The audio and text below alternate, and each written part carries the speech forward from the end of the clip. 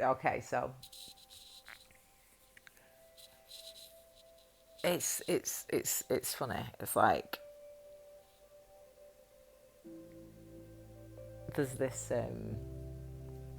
theory in quantum physics, and it's the Amsterdam theory,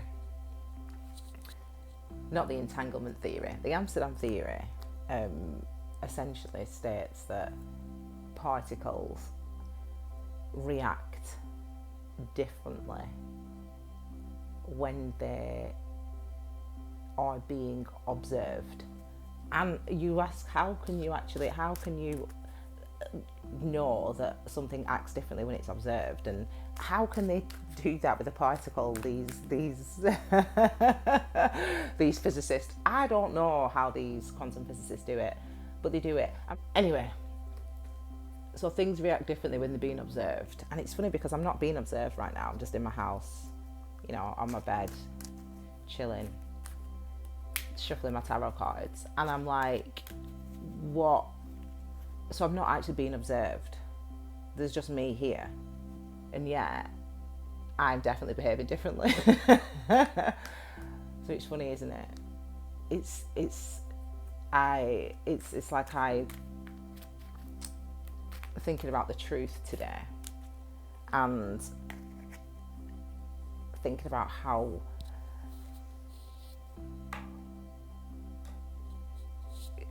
important it's one of those things, the truth. It's one of those things that I have reflected on and contemplated and meditated on and practiced my entire life. I'm sure, like everybody else, we think about, all of us think about the truth and telling the truth and what the truth is and what that means, and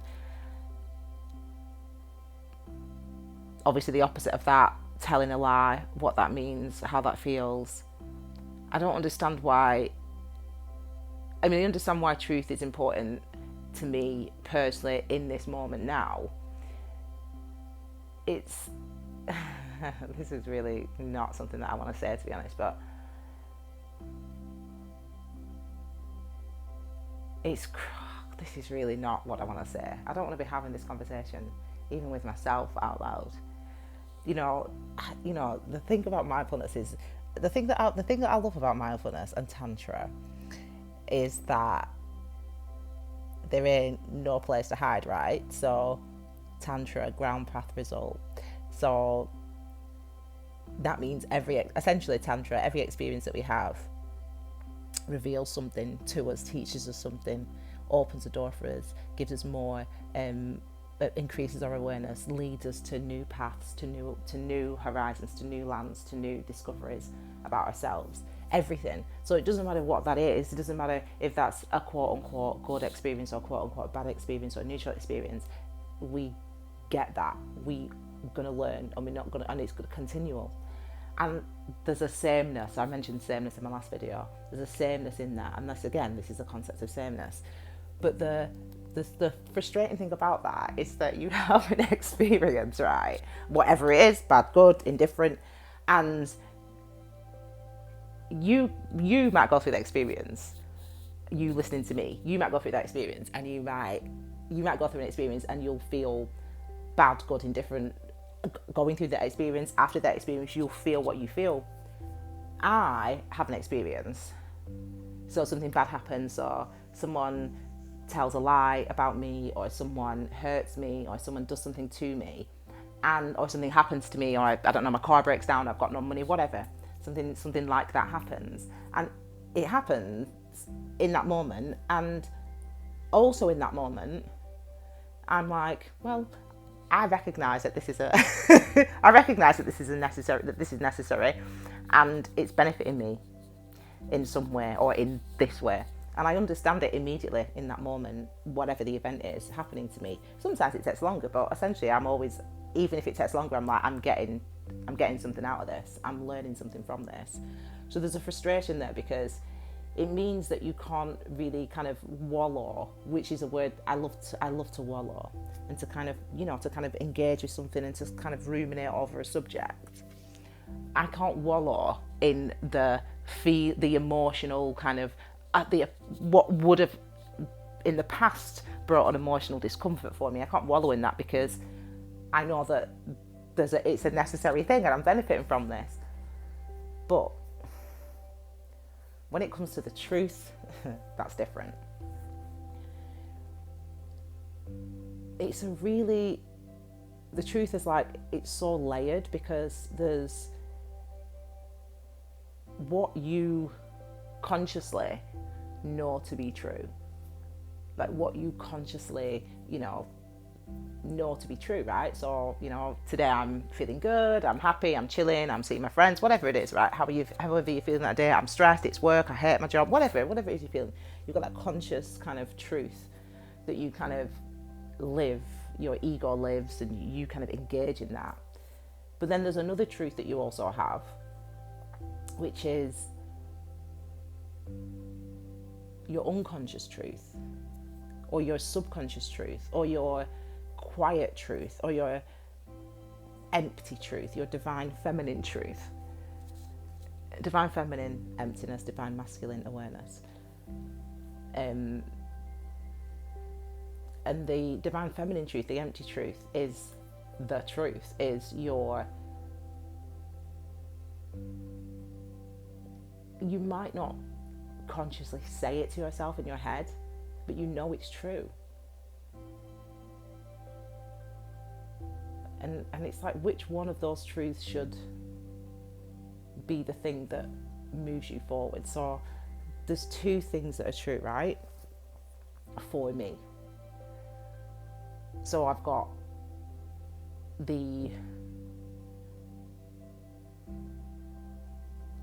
quiet truth, the divine feminine truth, the empty truth, which is, this is what I feel I am. This is where I feel I must be. This is where I feel I should be. This is what I feel I must do. This is what I feel I should do. That's my divine feminine, or my empty truth, my truth with no attachment. Okay, my enlightened truth, my soul truth, the truth that I was born with.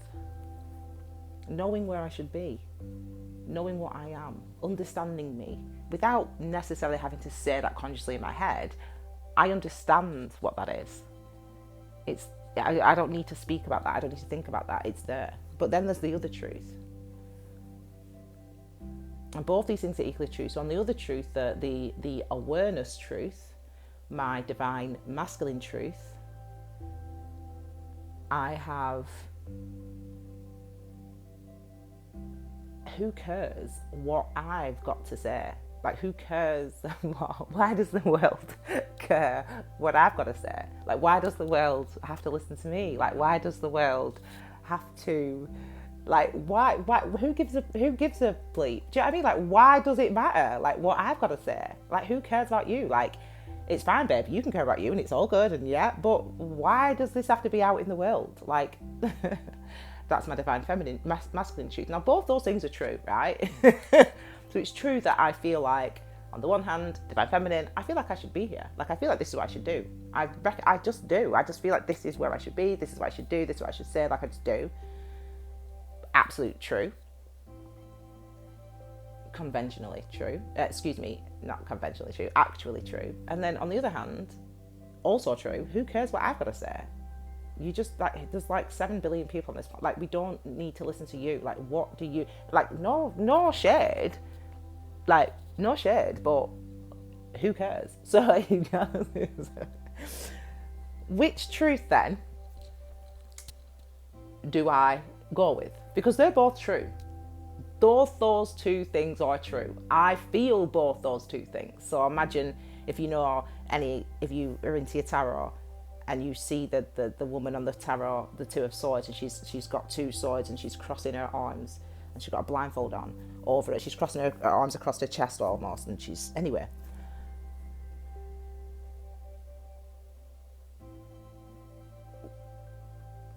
they cancel each other out then, don't they? So they're both true, but which one moves you? Do they both move you? Or does the fact that they are both true and real do they invalidate each other? Or does, by your actions, one become manifest because of action or inaction? So you kind of in this place where you're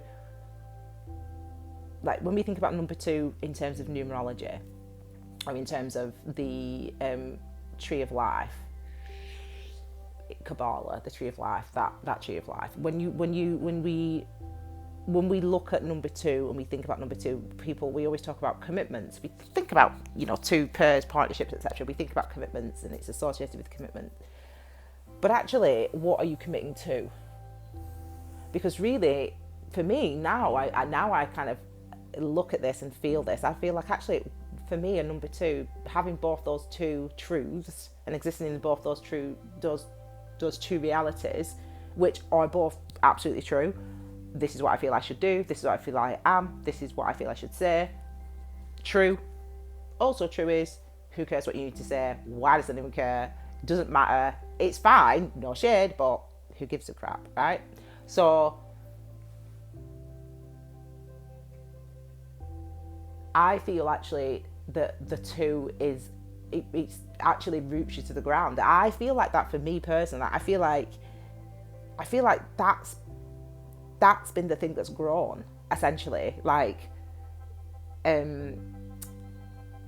being rooted, being committed to the ground that you're on.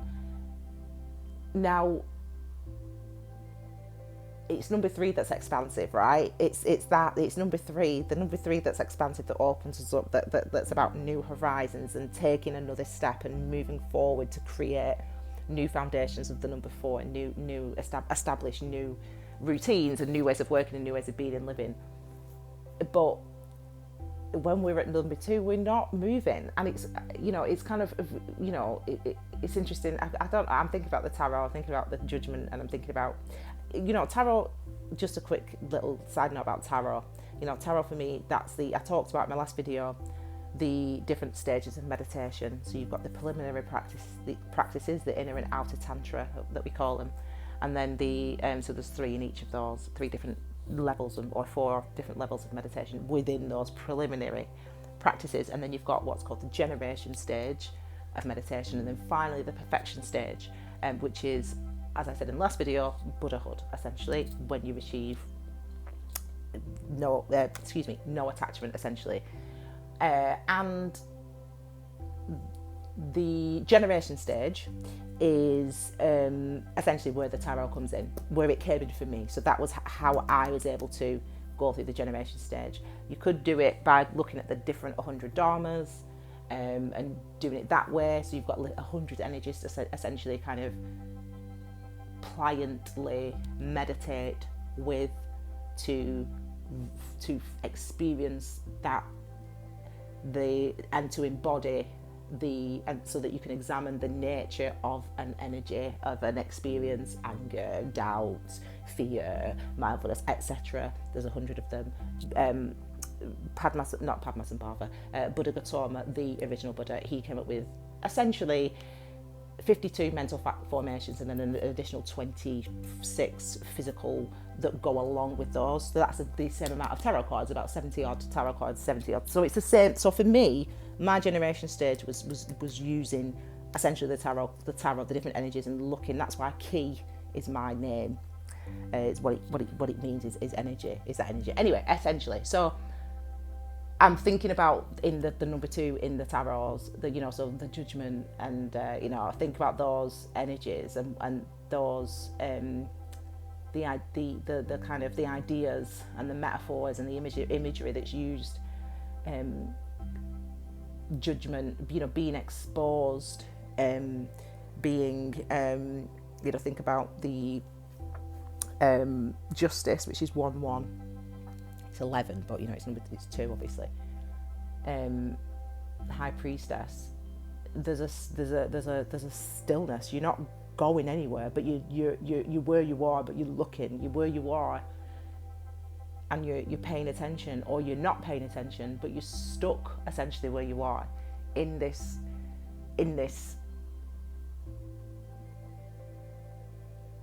space of not moving forward, of having to understand why I'm here, of having to understand why I'm sitting here, of why I'm standing here, of why I'm naked looking up at the sky, judgment card,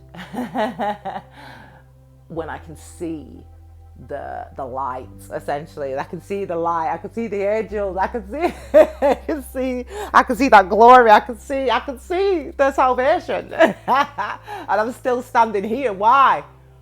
So if you think about that, number 2, number 20, number 11, the judgment, the balance, the truth, that, how truthful can I be with myself? And I think that's kind of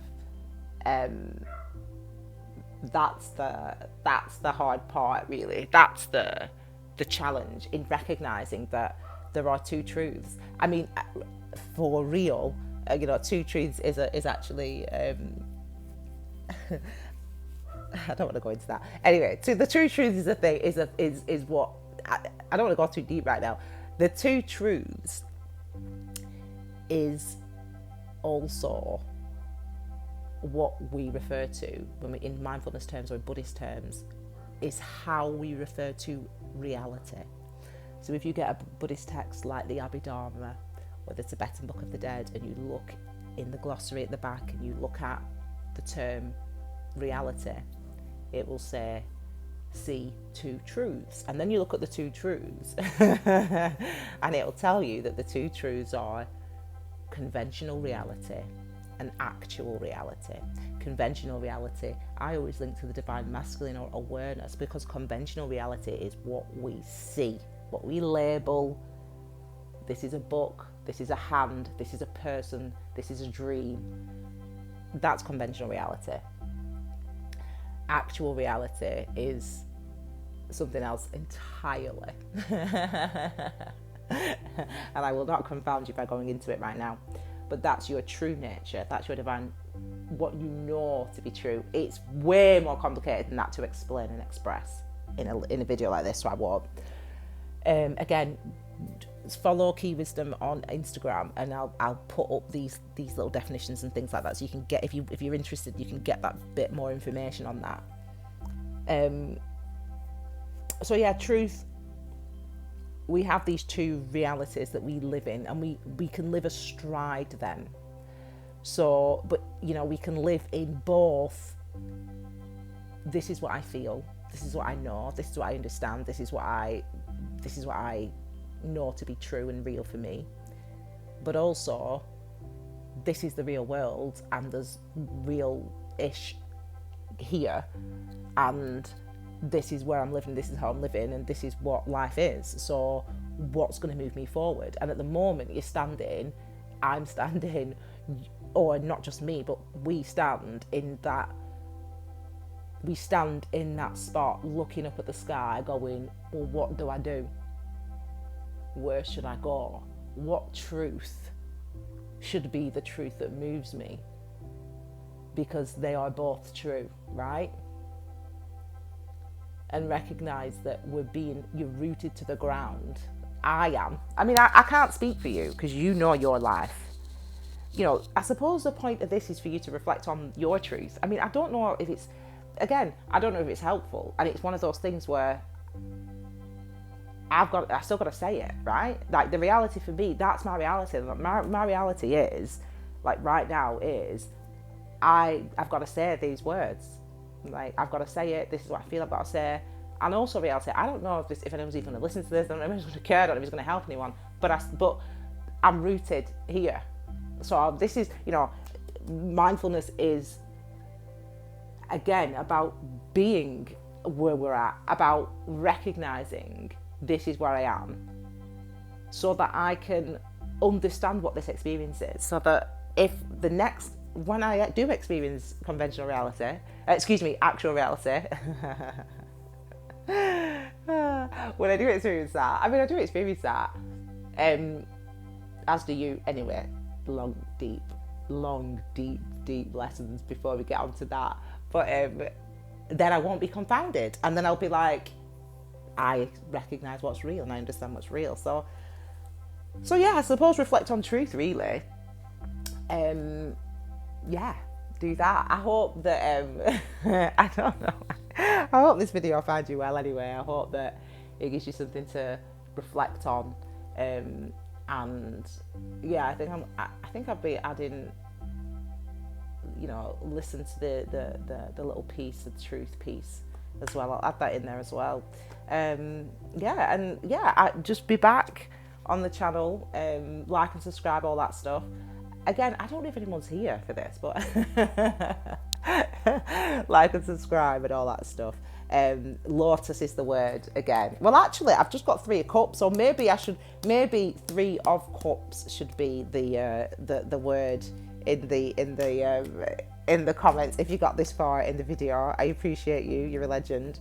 And yeah, I'll be back on Wednesday with the next video. And do you know, don't ask me what it's going to be. I mean, a conversation with karma. Now, that's what it is planned to be. So, and that's a very interesting conversation with karma. So let's see how we get on. But yeah, look after yourselves. Peace. And I'll see you hopefully again soon. Take it easy.